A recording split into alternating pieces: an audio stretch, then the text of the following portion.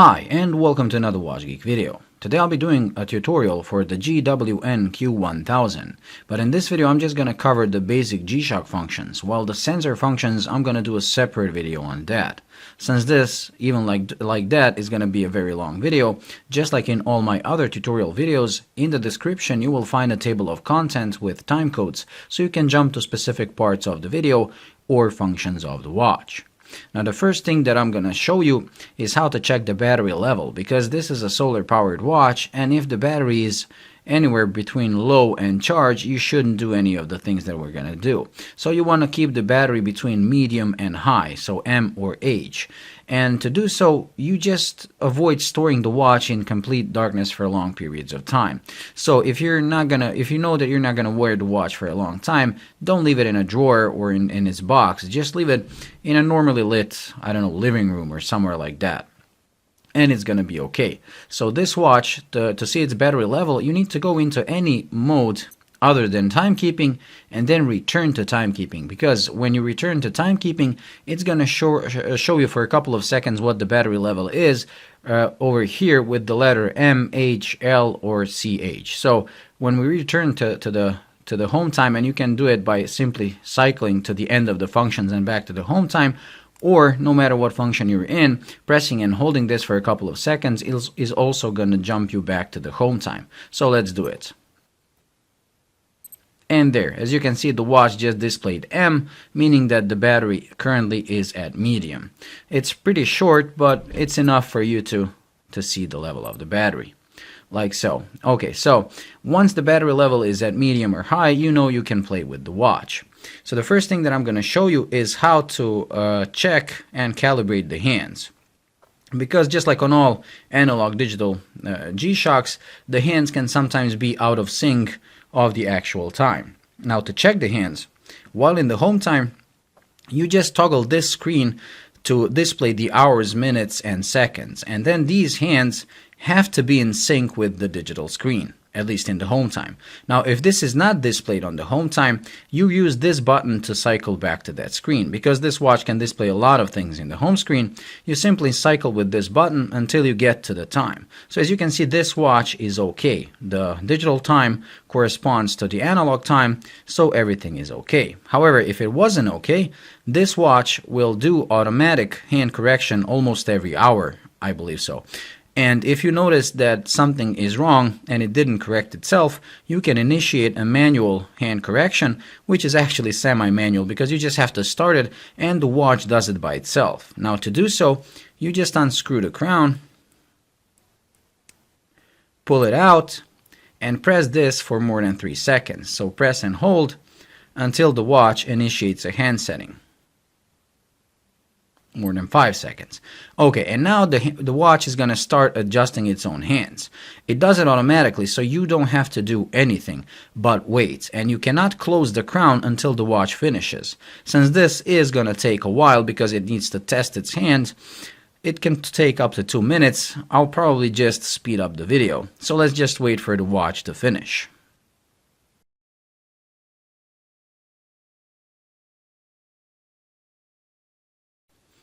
And there, and as you can see, once the watch finishes and everything is pointing to 12, it tells you to push the crown in.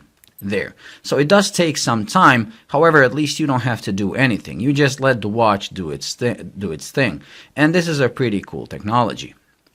Okay, so now once you've set up the hands and you know they're correct and you know you have enough battery, it's time to set up the time and all the other things on this watch. To do so, you again pull out the crown and the watch is going to ask you for the time zone that you're in. And by turning the crown, you can select your time zone. Since I'm in time zone of the Paris, we're going to leave it at Paris. And then if you want to set up just the time and month and date, you press the upper button.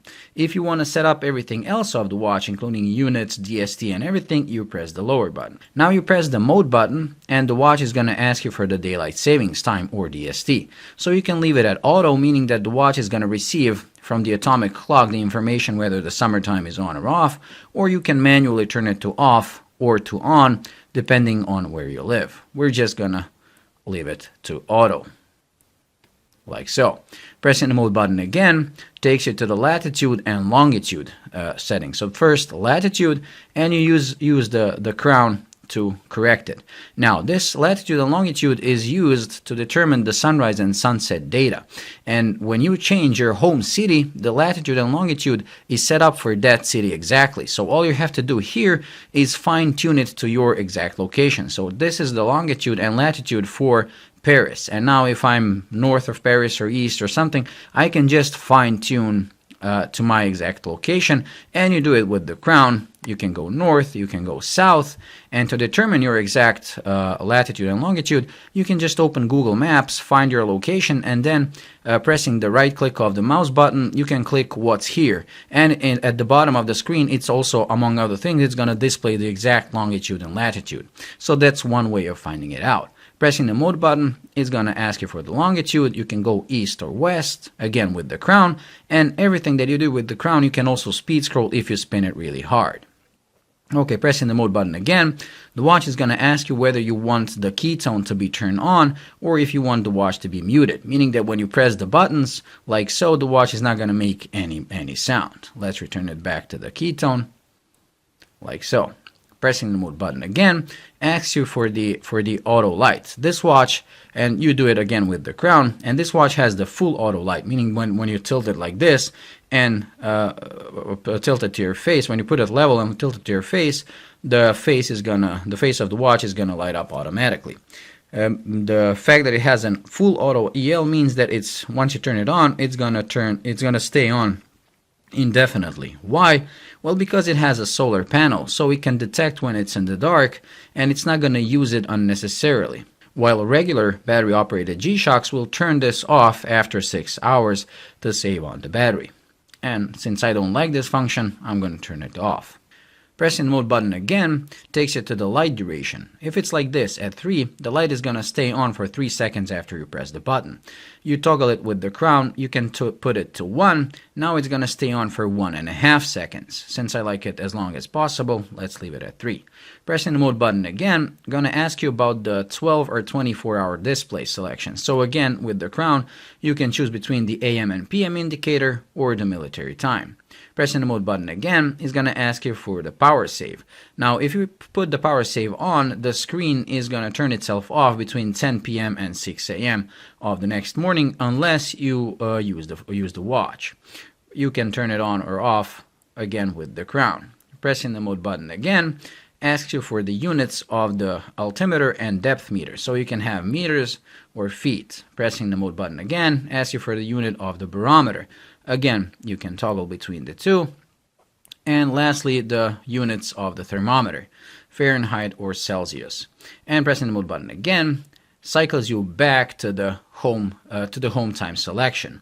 Now, as you can see over here, we didn't have the time, date, day, and everything because this is divided on the watch. So to get into the time setting, you simply press the upper button, and here you just set up the time, the date, month, and year. So like this, you're gonna do the minutes.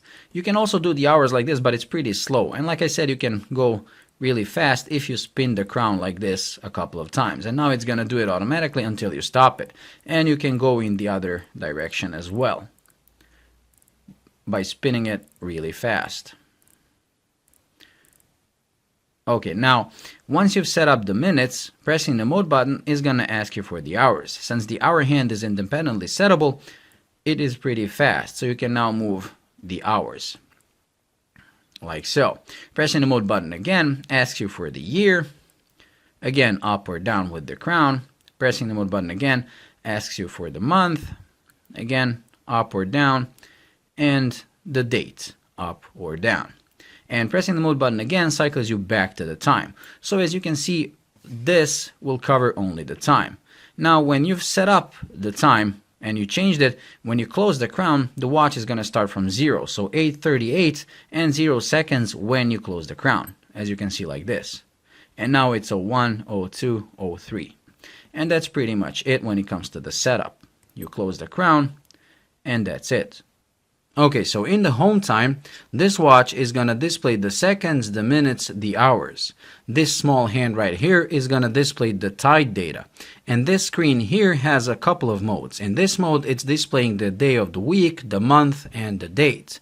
Pressing this button right here is going to cycle what's displayed here. So now you have the month and date. However, instead of day of the week, you have a graphic view of the barometric pressure data, which is great to determine whether the weather is getting better or worse. If it's going upwards, it's getting better. If it's going downwards, it's getting worse. And if it's a straight line, it's pretty stable. So as you can see, we had a bit of a storm last night, and now everything is getting better.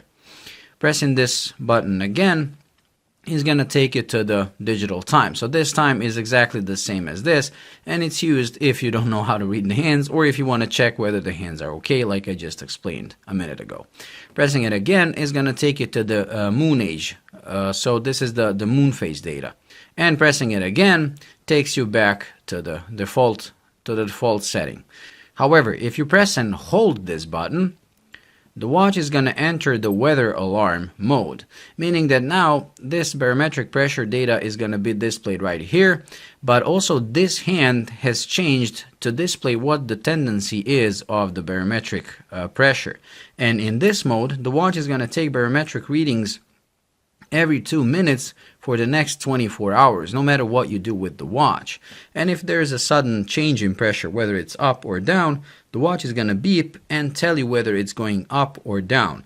And also this here arrow is going to display whether what the tendency of the graph is, which is a pretty cool feature to predict storms. So if there's an incoming storm, the watch is going to warn you about it. Also, please note that when this weather alarm is on, for the next 24 hours, the automatic time reception is going to be turned off, and also the power save function will be turned off. So the watch cannot have both this on and the automatic reception and power save. It's one or the other. To turn it off, like I said, it's going to turn itself off after 24 hours, but if you want to turn it off manually, you again press and hold this button. And that's pretty much it. Pressing this button is going to activate the lights. Now pressing the lower button, like I said, is going to take you through different sensor modes, and pressing the mode button takes you back to the home time mode. With this button you can go through different functions, like I said, and to return to the main time you press and hold this button for more than 2 seconds. Now this button, like I said, takes you to the sensor mode. However, if you press and hold this button, it's gonna create a timestamp recording the exact hour, minute, second, day of the week, date, and month in its memory. Like I said in one of the videos, in case you witness a murder, you just do this, so in the court when you have to testify, you have the exact second when you saw the murder. Now, to view this recording data and these timestamps, we go to the next function, which is the recall function. Now, I'll cover this in detail also in the sensor function because it's mostly used for that, because any of these sensor functions, you can also create a timestamp where it's going to tell you what the temperature was if you're in the thermometer, at what time, and at what date. And it can do for the depth sensor, for the altimeter, for everything, including the timestamp that we just took of exactly the time and seconds and everything. Now in this recall screen, to clear any of these entries, and it has place and it has memory for about 40 entries. To clear any of these entries, you press and hold this button, like so. Now if you want to clear all the entries, you press and hold it for more than 5 seconds. So now it's going to clear one, and now it's going to clear all. And that's pretty much it. But like I said, I'm going to cover this function again in the sensor modes because there it makes more sense. Pressing the mode button again takes us to the world time function. Now in the world time function, to select the world time, you have to pull the crown. And now you can select any world time zone that you want to be your secondary time zone. Once you've selected one, you push the crown back in. Also, while in the world time, pressing and holding the lower button, no matter what time zone you're in, is going to take you back to the UTC. So press and hold, and as you can see, the world time has just jumped back to the UTC, which is a pretty cool feature. Also, one more thing that you can do while selecting the city is turn the DST for each of these cities on or off individually. So you pull the crown again, and instead of turning the crown to select the city, you press the mode button. And now the watch is going to ask you whether you want the DST for that time zone to be off or to be on. We're going to leave it to off. Now when you close the crown, you've completed this setting.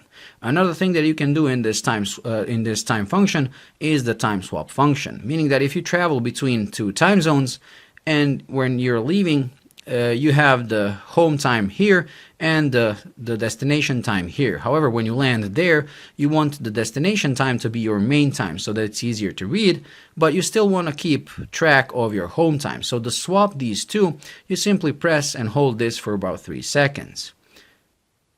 And there, the times have just swapped. So now this world time has moved here and your home time has moved to this little screen. And it's pretty fast on this watch because, like I said, the hour hand moves independently of the minute hand. Okay, let's swap back. When you fly back, you just press this again and the times have just swapped again. So a pretty cool feature. Okay, moving on. The next function is the tide and moon function. Now, if, like I said, even in the home screen, you can see the tide and you can see the moon age. However, here, as you can see, the tide has changed because once you go into the tide function, it's automatically going to show you the tide for 6 a.m. of this day. So now to move to different times of the day, you press this lower button. As you can see, 7, 8, 9, and this arrow is going to move accordingly. Now to see the moon age, you press this button right here and it's going to tell you what the moon age is. Also in the moon age you can change the dates, so you can move to, let's say, I don't know, May 20. And now as you can see, the watch is showing you the moon age for May 25th. But not only that, when you return back to the tide function, it's going to show you the tide for May 25th. It's not going to reset back to today. And now if you want to see for that date and at a certain time what the tide is going to be, while you're in the tide, you just move with the hours again. You can only go up. And now we're seeing the tide for May 25th at 10 a.m., which is pretty cool. The last thing that you can do in the tide function is calibrate the tide. So if on some locations on Earth, the tide is slightly different than what this watch thinks it is. So if you want to have as accurate a tide graph as possible, while in the tide graph you pull the crown out, and then you just have to find your tide tables for a certain date and when the first high tide is going to be of that day. When you find that information, you just input it here by using the crown to the exact minute of when the high tide is going to be. And this is going to make the watch recalculate all the tides for that location. Once you've completed, you just close the crown. And that's pretty much it when it comes to the tide and moon. The next function is the sunrise and sunset, and it's pretty self-explanatory. The watch is going to tell you that the sun is going to rise at 5:02 and set at 20:32. If you want to see it for a different date, you simply use the lower button and you can only go forward. If you miss the date, you have to go back to the home screen and then return to the sunrise and sunset data. And it's going to reset back to today, and then you can again go forward. And that's pretty much it. So for example, if I select May 29th, the sun is going to set at 20:42 and rise at 4:53. Now this to me is one of the most useful functions of this watch, and I really like it. Okay, moving on. The next function is the stopwatch, and this is a pretty simple split stopwatch by Casio, so you can start it, stop it, and reset it with the upper button. It also can do split times, so you can start it. Pressing the upper button is going to freeze the screen while the stopwatch is running in the background. Pressing it again unfreezes the screen, and you can do the first and second place. If you have two runners, when the first one goes through the finish line, you press the upper button. When the second one goes through the finish line, you press the lower button. And now you write down the time of the first runner. Pressing this button takes you to the time of the second runner, and pressing it again resets the stopwatch. So pretty simple. Moving on. The next function is the countdown timer, and it's also pretty simple. It's just a 60-minute countdown timer that can be settable down to the minute. So you can start it, you can stop it, you can reset it, and once it reaches 0, it's going to beep. And you can also set it, like I said, down to the minute by pulling out the crown, and simply turning it changes the countdown timer to the desired minutes. And that's it. Once you've set up the timer, you just close the crown and now you can again start it. And the last function of the normal functions is the alarm. Now this watch has 5 alarms. To cycle through them, you use the lower button. So you can be alarm 1, alarm 2, 3, 4, 5. And the hourly chime is also turned here on or off. The hourly chime is when the watch beeps every full hour. Now to turn any of these on or off, you press the upper button. So as you can see, you can have the hourly chime on or the hourly chime off. Now to move to the alarm, let's say alarm 1, if we want to turn that on or off, you press the upper button to on and to turn it off. Naturally, any of these alarms can be also set to any desired time by pulling out the crown and then turning it. Also, please note that as soon as you pull out the crown to set up the alarm, it's actually going to turn itself on. So you don't have to turn it on. It does it automatically. Now, like so, you're going to set up the minutes. And again, you can also speed scroll with the crown until you stop it by turning it in the other direction. Pressing the mode button asks you for the hours. So let's say like this, and you close the crown to complete the setup. So now you've set up the alarm for 2:28. And it's going to turn itself, and it's going to beep when it reaches 2:28. Now, as soon as you have any of the alarms turned on, you're going to have this ALM right here. Also, if you have the hourly chime on, you're going to have the little SIG on. The next press of the button takes us to the erect screen. Now, this is where you can see when the last successful reception was. In this screen, you can also initiate a manual reception by pressing and holding this button for more than a few seconds. So press and hold, and the watch is going to try a manual reception. Once it catches the signal, it's going to write right here whether it's L1, 2, or 3, depending on the strength of the signal. Now you want the signal to be as strong as possible, so this can be used to experiment around your house where the best signal is. To stop the reception, you simply press this button again. Now another thing that you can do in the rec screen is turn off the automatic time reception. And you want to do that when you travel to, I don't know, a southern hemisphere or somewhere where you know the watch cannot catch the signal. Because you want to stop it from trying up to 6 times in the night and stressing the battery out. So to stop the automatic reception, you simply pull out the crown, and by turning it, you go to off, and now close the crown. Now you've turned off the automatic reception. To turn it back on, let's say when you're in the range, again, you pull the crown out, turn it to on, and close it. And that's pretty much it. Pressing the button again takes us back to the home screen. Well, this pretty much completes the whole tutorial for the basic, and when I say basic, I mean not non-sensor functions, and like I said, I'm going to do a separate video where I'm going to cover all the sensor functions. Well, I hope you enjoyed and found it helpful. If you did, please like and subscribe, and until the next video, bye.